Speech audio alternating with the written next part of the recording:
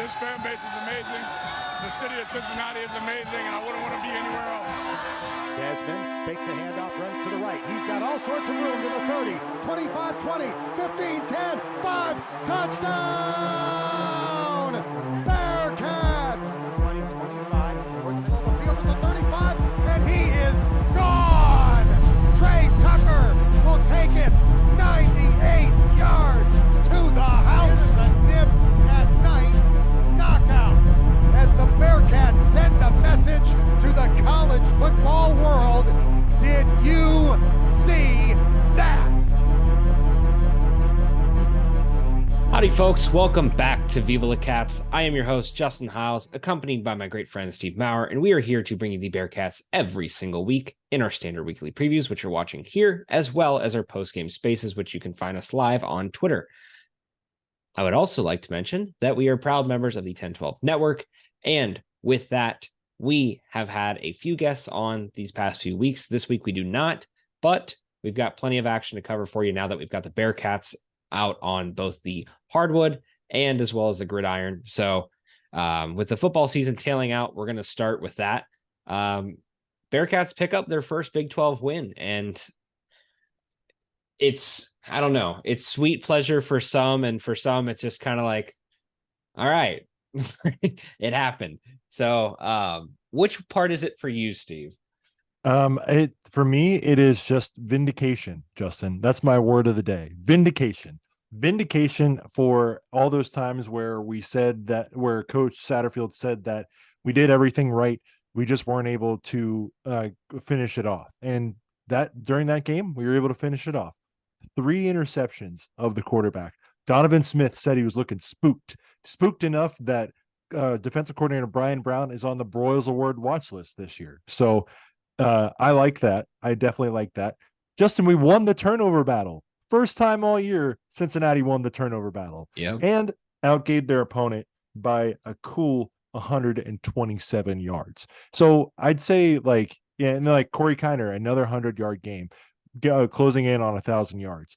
I definitely agree, Justin, that just from the peripherals and just from the standpoint of losing sucks, this season is nowhere near a success. And obviously we know that, we don't have to harp on it too much, but I think it was good for them to at least see, not end the season on a 10-game losing streak, for example. Mm-hmm. After a slump or a shooting cold streak, you just got to see one go through the hoop, or you just got to see your hit land in the outfield. I think these guys probably just needed to see one thing and one win happen. And I feel a lot better about their chances in the next 2 games. Obviously, Kansas is a really good team, but that'll be senior day. So that'll be a good chance for the guys to show out one last time at Nippert. But this week, man, West Virginia, they definitely are they're a good team for sure. And they've beaten a couple teams that we haven't beat. But, rivalry, closeness, going in there, coming off hot, and then beating that same Houston team that beat West Virginia, albeit on an end of the game Hail Mary. I think, you kind of feel a little bit better about their chances. Just the fact, Justin, that we are not going to have double-digit losses this year. I think we should all just enjoy that. Yeah. And I don't know. This is one of those things for me that I'm definitely excited for. I'm definitely glad that we got over the hump. It is a huge, huge relief after watching this season just roll around in turmoil for the entirety of it. Just week after week, you're seeing the exact same thing. Like you said, I think there was a big advantage here in actually making those turnovers happen. And, for reference too, Houston's got, a pretty decent offense. It's a Holgerson type of team. So you're going to expect that there, but to be able to create the turnovers that they did, to be able to, take control and sort of put it actually in cruise control in a game like this, I think is huge. And I think it proves that, like you said, the Satterfield system works. And I think this has been the issue for me all season, is because you can see that his system does work, but there's been a lack of execution on some parts, but then there's also been the lack of adaptability. And I think that's kind of where I found my biggest qualms with this. And so, credit to Satterfield in that you stick to your guns, you don't change your system, you let the system you let the players adapt to your system, and eventually it'll work. It just sucks that it took 8 straight games, since your last, or 7 straight games since your last win to make that happen. So, again, kudos to them, kudos to the team. Good for them to get that all put together. This week for West Virginia, I am really interested to see how all of this goes. Neil Brown, I think, was on the hot seat. I think he probably played enough to save his job a little bit. Is he going to get an extension? Absolutely not. I would think not. I would hope not for West Virginia and all their fans. But we'll see what happens there. You don't trust the climb? Huh? You don't trust the climb? No, we do not trust. I tweeted out that we trust the climb, Justin. Trust the visors, trust the climb. Yes, we trust their process to screw up when we get to play them. That's the hope. But I think one of the biggest things when you're playing West Virginia is, can you take advantage of everything that you built on last week, and can you turn it into another win? Can you turn it into at least bare minimum a gritty, tight game where this is a 1-score game at the end of it? There should be no way that this game gets away from the Bearcats in any way, shape, or form, win or loss. This is a game that you should be close and it should be tight, even though you're on the road. And I think that the Bearcats have done a pretty good job of keeping it within 1 score most of the season, albeit a few outliers.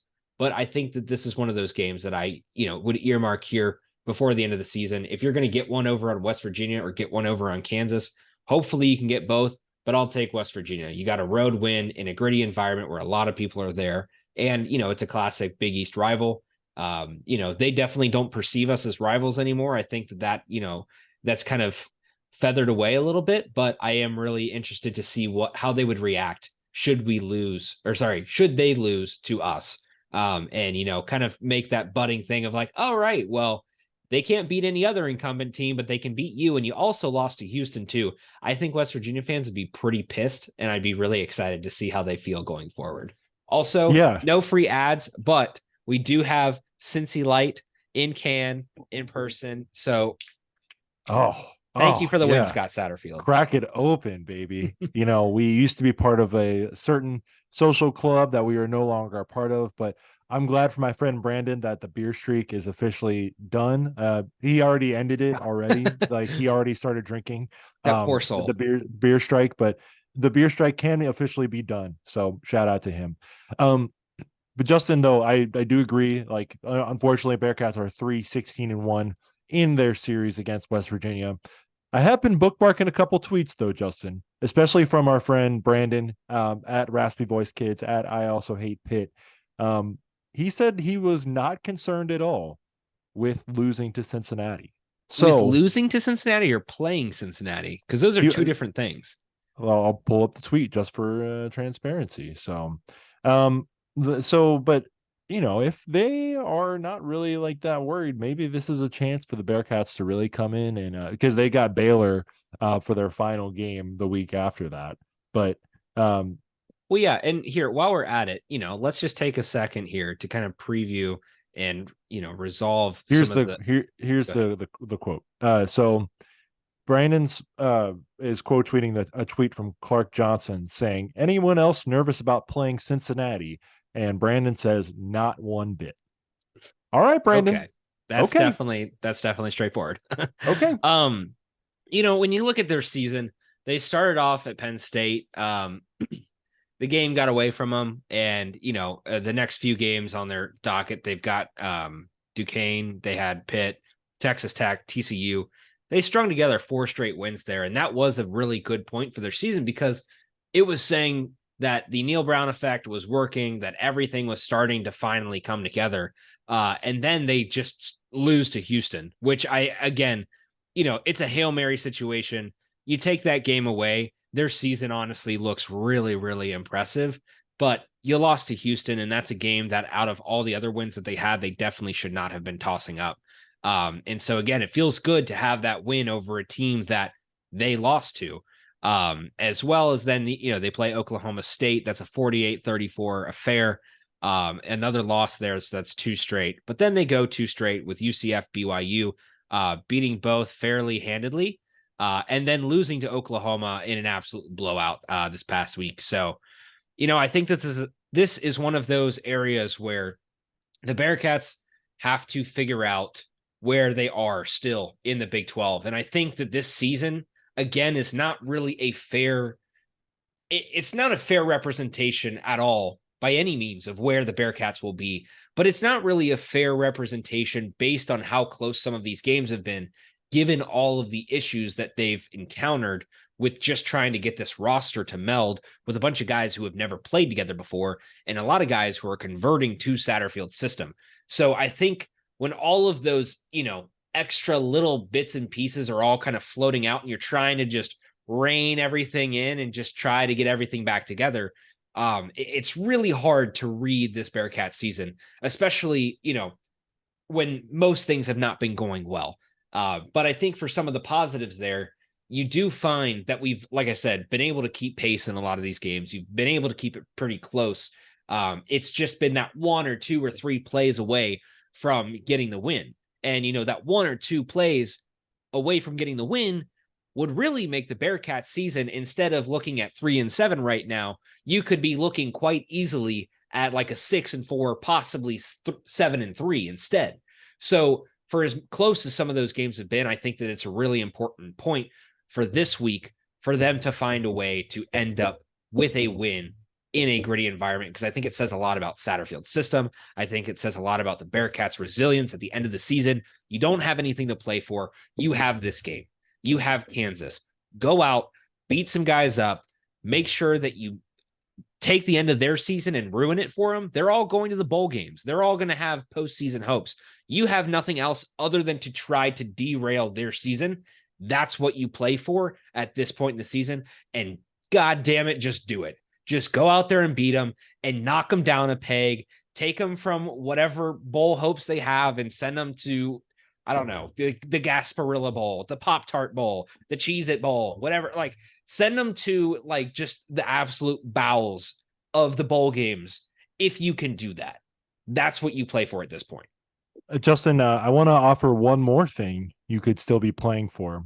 You think about the coaches that were in the orbit for the Cincinnati job coming into 2023. Obviously, Luke Fickell, who moved on. Some fans wanted Deion Sanders, obviously. And some fans were interested in Sean Lewis on Deion Sanders' staff, although for how long, we don't know. And, obviously we have Coach Satterfield. Did you know that all 4 of those coaches have the chance to still finish the season at 5-7? And Wisconsin, there's a lot of smoke around that fire about how it's not like they're not really like living up to their expectations this year. So I'm just saying, like, if you had 5-7, would you have been more mad at Luke Fickell for going 5-7 with the current roster and staying here? Steve, would you have been more upset with Scott Satterfield? If Luke Fickell took this team that he had into the Big 12 and went 5-7, people would be calling for his head. It would be ugly. People would be calling for his head. If you do not at least get a bowl game in your first year after you're the 7th year coach at that point, there would be a lot of pissed off people. And quite honestly, as we've said many times before, I think that's the reason why Fickell up and left, is because you can see the writing on the wall. You've depleted a lot of your roster out of the playoff. You've depleted a lot of your roster out of, the past 4 or 5 years, and a lot of those guys are gone now. And on top of that, you got to try to figure out the transfer portal when you haven't been doing a very good job of that. I don't know. I mean, I think the writing was on the wall there, and I think that was one of the biggest signs for him to just kind of get up and go. And I think it's honestly impressive how poorly they've done in managing to scrounge together some wins against a very putrid Big Ten West. Like, it's just impressive, because if you go through their season, they're sitting at 5-5 right now. There's a strong chance that they do not make a bowl game. I doubt that they lose to Nebraska and Minnesota, but if they do that, they're not making a bowl game, and they've lost their last 3 straight, which includes Ohio State, Indiana, and Northwestern. And they should have lost to Illinois as well. Shout out Ben Bryant, baby. Shout out Ben Bryant. We're just going to send one out to our brother out in Northwestern, the shores of Lake Michigan, doing a fantastic job shutting down his old coach, Luke Fickell, congratulations. He put on an absolute show. It was wonderful to watch from afar.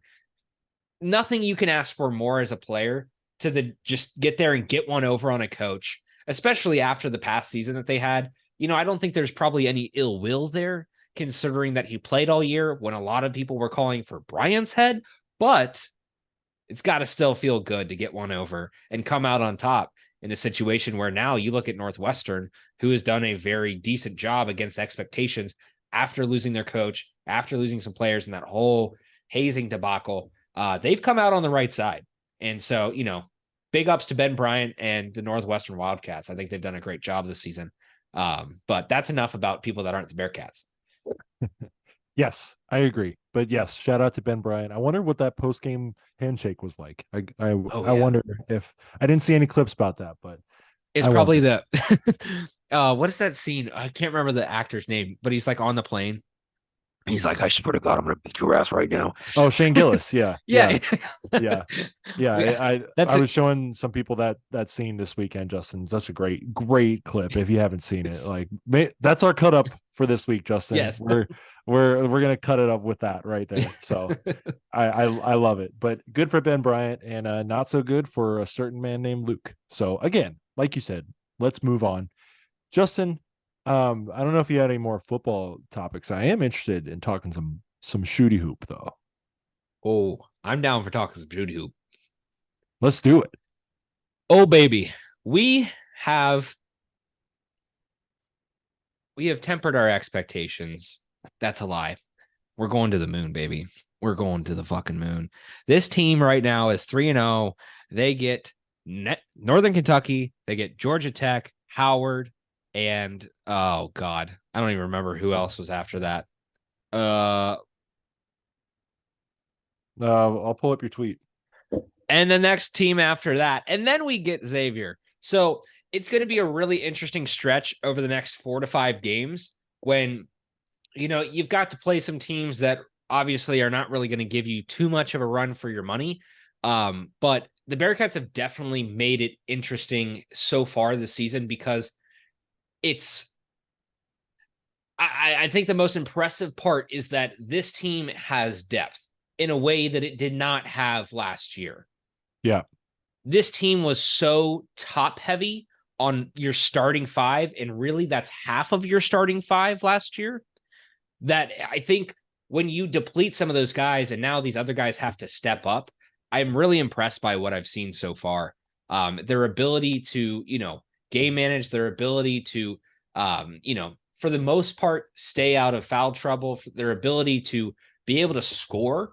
And, I think defensively, that's a whole different conversation. But so far this season, the Bearcats have done a very good job of just looking like a complete team. And that's something that we did not really have last year.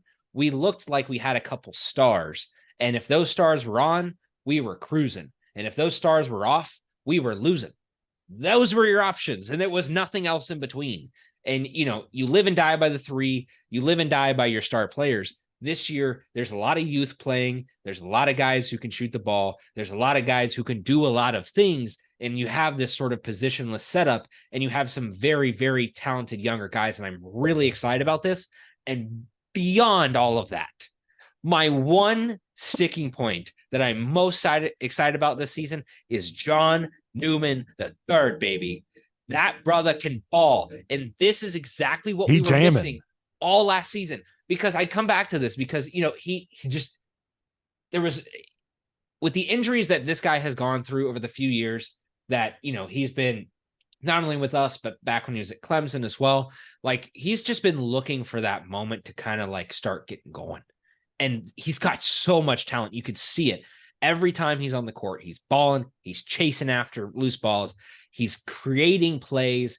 He's doing the most wild post moves. He's swinging around the baseline, dunking on everybody. This guy has got it. He has it. He has that X factor that the Bearcats have been missing, and he is not a one-dimensional player. And that is the most exciting part about him, and that's why it's so nice to have him back on court, because the Bearcats have been missing that X factor player for so long. It's not just the guy who can go out and ball. It's the guy who goes out and controls the game. And so having him back has been awesome, and I'm really excited to see his impact through the next few games. Yeah.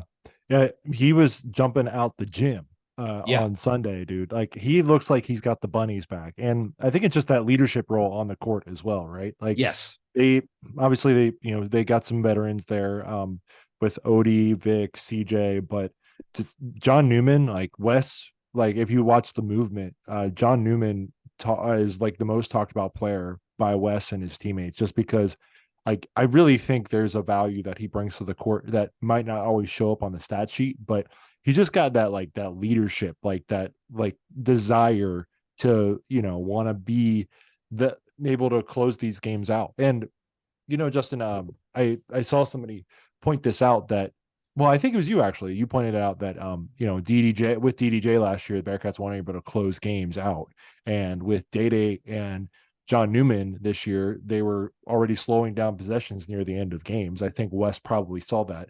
I think wins are going to be tough to come by in this Big 12, especially if a certain waiver, which we're bringing lawyers for, is not approved. NCAA, I speak directly to you and Charlie Baker right now. Scumbags. If you don't approve this waiver, I'm going to be just waving my finger at you. I don't want to threaten anything that may be recorded. A shame on your house, sir. Charlie Baker isn't even in Indianapolis, by the way. He's like working from home, man, trying to make sure these kids don't get paid. Work while he works from home and gets paid. Okay, but let's not to cut you off here, but like let's look at this situation just very plainly. There were guys who are paid a lot of money to sit on their ass and just look at a situation of some college athletes and say, you know what? I don't care what you've been through. I don't care what it is. I don't care if you meet all our guidelines. You know what?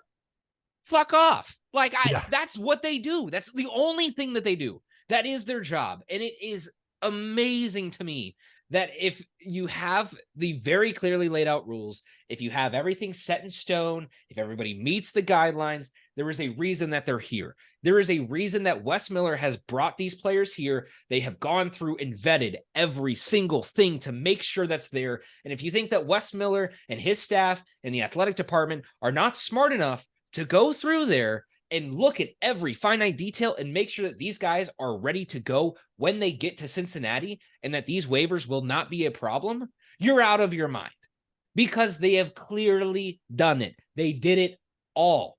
It's all there for proof. And these guys meet the expectations, so let them play. It's a bunch of fucking baloney, dude. It is so ass. I don't understand why we sit here and have to wait for this. And for so many of the other players who also meet the expectations on so many of these other teams, it's just bullshit, man. That's all it is. It's nothing more than bullshit. It's a crock of shit. And I understand that there's advantages for coaches. I understand that there's a lot of advantages to letting players transfer as many times as they want. But when you set the rules and you follow the rules and then they get denied, it's just BS. That's all it is. It's nothing more than that. Well, and then you've seen the amount of two-time transfers this week that have been approved too. And did you see what the only comment was? Like that everything else was approved, but they asked the question, Justin. Do you know what question they asked? Why don't you tell us, Steve? Why Cincinnati? Why would you transfer up? Why would you do that? And oh man. Hey, if he transferred to Kentucky, he'd be playing he would have played in the Champions Classic. Yes. Last night. I'm just saying that. Yes. No. Like this is the thing. It sucks because it is an unfair game to play, because that if these guys went to Duke, if they went to Kentucky, if they went to Michigan State, if they went to Kansas, if they went to anywhere, there would be zero issues whatsoever. These guys would have had a approval back in July.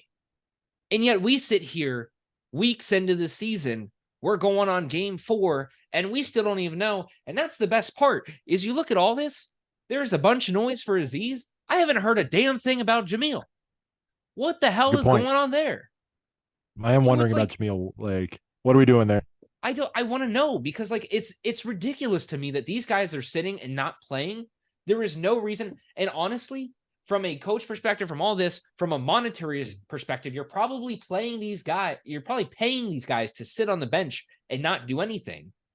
Like, it is beyond me, the economic effect within college athletics alone to just sit some players for no reason at all. Like, it makes zero sense.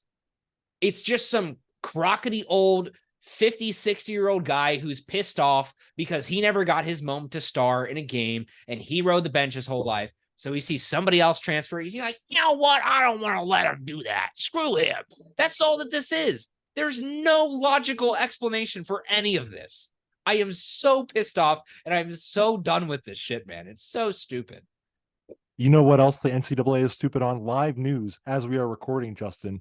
JMU was denied their bowl waiver again. So James Madison, even though they have college game day, even though they're undefeated, even though they should be able to play in their conference championship game and probably represent the P5 or whatever in the New Year's Six, their NCAA denied their waiver. So the NCAA is just the no fun committee. Let's talk about this too, because I think this is a really important point, because when you talk about teams moving up, when you talk about teams just looking for eligibility, when you talk about all of this stuff, and we're talking about Cincinnati in here too, there are things in sports called windows.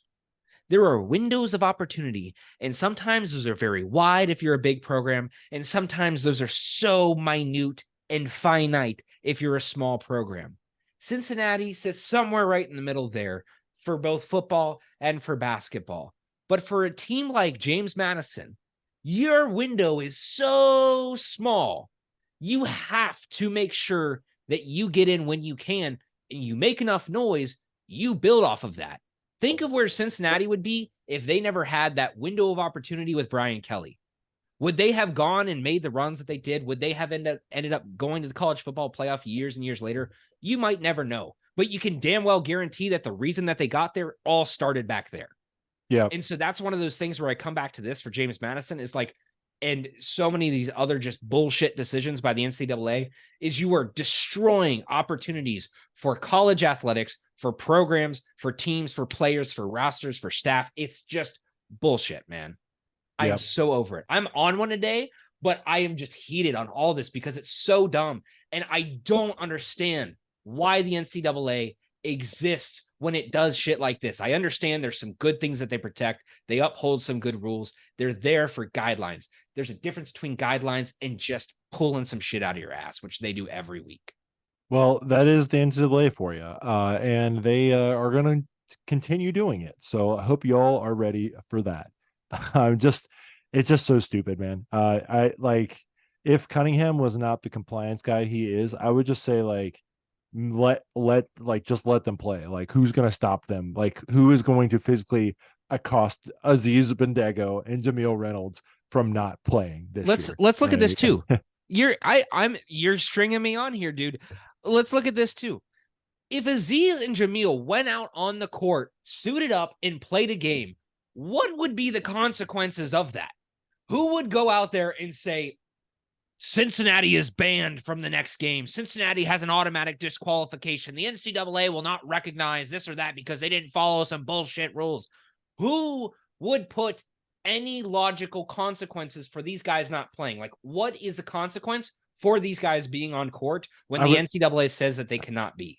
I would imagine it's the referees. And like, do you remember, Justin, when Jermaine Lawrence like was assessed a technical because he wasn't on mixed like roster that he submitted like the day of? I do think like that is like the repercussion. But if it's one technical a game, I mean, like, dang, like I don't know, like maybe take the technical. Bro, I'll tee me up every single week.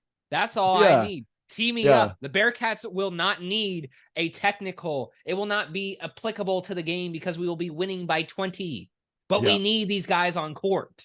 And that's the unfortunate part too, Justin, is that you probably could really use two guys like Aziz Bendigo and Jameel Reynolds, like, just because that's the only downside so far is that the rim protection for this team and the paint defense for this team not been the greatest the first three games. Now, if you're just going to shoot the lights out every game, maybe it won't matter. But that's not going to happen in the Big 12, obviously. Better defenses, better athletes, better players to get out and block those shots. It's just going to be tough, man. And I watched Kansas last night. Dickinson went off for 27 points and 21 rebounds against UK. First Kansas player to do that, and first Kansas player to do that in 25 years. First player to ever do that against Kentucky in the past 25 years too. There's another guy who had no problem with the transfer, although he's a one-time transfer, I'm pretty sure, but still, screw him. Yeah, he sucks. Why is he allowed to? Yeah. I wouldn't have done though to have that guy as a Bearcat. I know. I still think about it. We had no shot, but I still think about what it would have been like to have a basically wooden nominee be your star player. That'd be great. We haven't had one of those in a long time. Bill Self just dropping the Adidas bag. They're kind of the villains this year, aren't they, Justin? They got off scot-free from the FBI stuff when they were rubbing it in the FBI's face and the NCAA's face. They got Hunter Dickinson doing the DX suck it symbol to the crowd after making a 3 at halftime, really giving it to the Kentucky. I was kind of joking last night when I tweeted out, hey, Big 12 fans, is this a go Big 12 kind of thing? Or are we just all hating on Kansas because they're really good? And I came to the conclusion that last night it was because they were playing Kentucky that I was going to watch, want Kansas to win. But I have a feeling that we're this little oh, we're just happy to be here period will go away the first time we go to Allen Fieldhouse and Bill Self hand selects the referees that are going to just give a bunch of phantom whistles against UC that night. Here is a quick little McChicken for you, referee 1. Here is a Big Mac for you. And if you look inside your bag, you'll find a nice little bit of cash. Jeremy Pruitt dropping the bags for the referees at Kansas now. Man, somebody's dropping the bags. He was pretty good at it at Tennessee until they asked him to go away. Yeah. I don't know, man. I am really curious to see how Kansas ends up this year. They look like a lock, stock, barrel ready to blow for this entire season. I don't think that anybody, honestly, is going to give them a run for their money, except maybe Houston, maybe I don't even know. I think this team honestly could be one of those teams that loses twice before we get to the tournament. And good for them. If we can manage to steal one from them, I'd be really excited about it. But that's a absolute fever dream, and I'm just hoping, as we did many of the past few games against Houston, that we don't lose that game by more than 30 points. I would like to keep that game close. Keep it within the number. Cover the spread. Yeah. Cover the spread, baby. That's all that we care about here. One thing I wanted to mention real quick, I think we've got a couple questions here that I asked the other day, and I'm going to bring these up real quick. I thought I had them up, and then now they're gone. Oh, here they are. So I asked a few questions of our, loyal listeners, followers, and Twitter folks.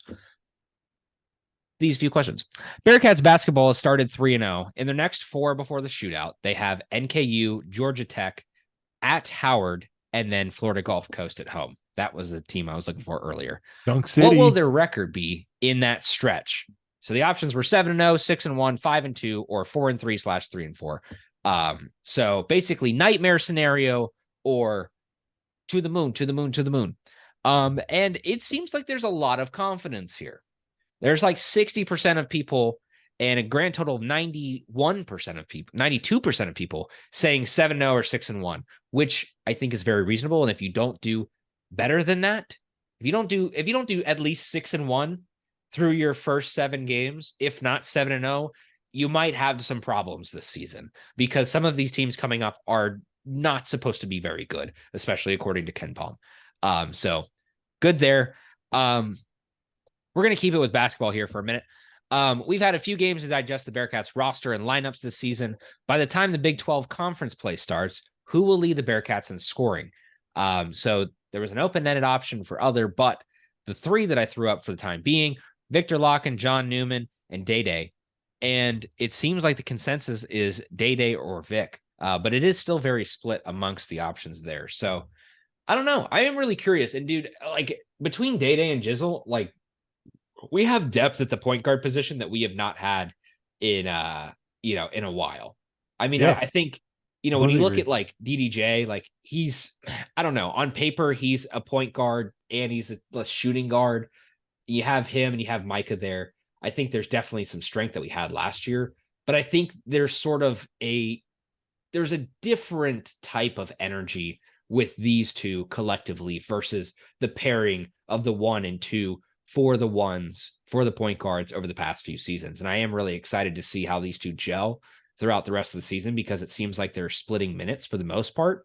Day having a little bit more, but Jizzle's had a lot of court time and he's been very efficient with his shooting so far. And he's looked really good. He looks like a quality player and he does not look like a freshman. That's the one thing I want to drive home about Jizzle, dude. He looks like he is very mature on a court full of guys who have had some time playing college ball. He looks like he fits in right away. And from what I've heard from Wes, from what I've heard from a lot of other sources, he's working hard in practice and he plays hard and he wants to get those minutes. And so, good for him. I'm really excited to see how he turns out this season, because I think he's got a lot of talent. And going forward, I think he's going to end up being a very critical player for the Bearcats. But it's just nice to have a young guy, a freshman in there, getting, albeit close, but basically starting minutes, alongside Day switching those numbers out there.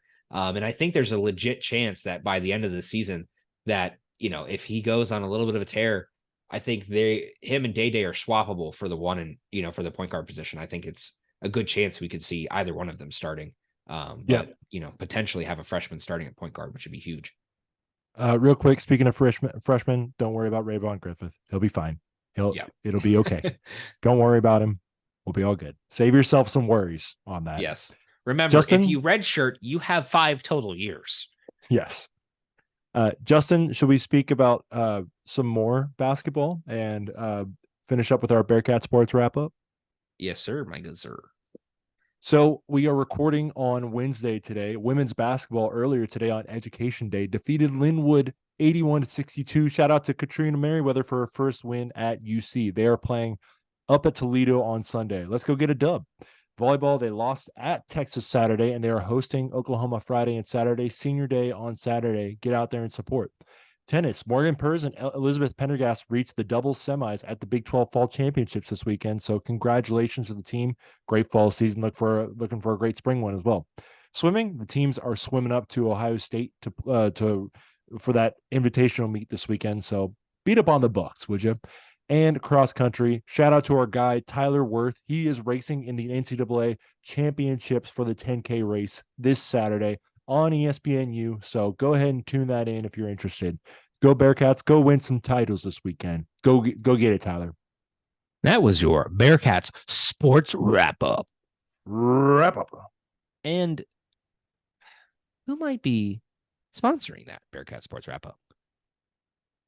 Charlie Hustle. I showed a shirt that is not a Charlie Hustle shirt at the start of this episode. I apologize, Charlie Hustle. I just want to wear one of your shirts that says Cincinnati on it. So Cincinnati, someone with the initials ML who works in that department, figure it out. Get us a Charlie Hustle shirt. Charlie Hustle is one of the best places you can get your Big 12 gear. Go and support them. Justin, what's the promo code that we get? That promo code is 101215. That is 101215 for 15% off of all non-sale items, baby. So go ahead and support Charlie Hustle. Support the 1012 Patreon feed. Support us, man. If you like the show, like Justin said a couple episodes ago, give us your money. But give us your money, baby. And remember, Viva la Cats.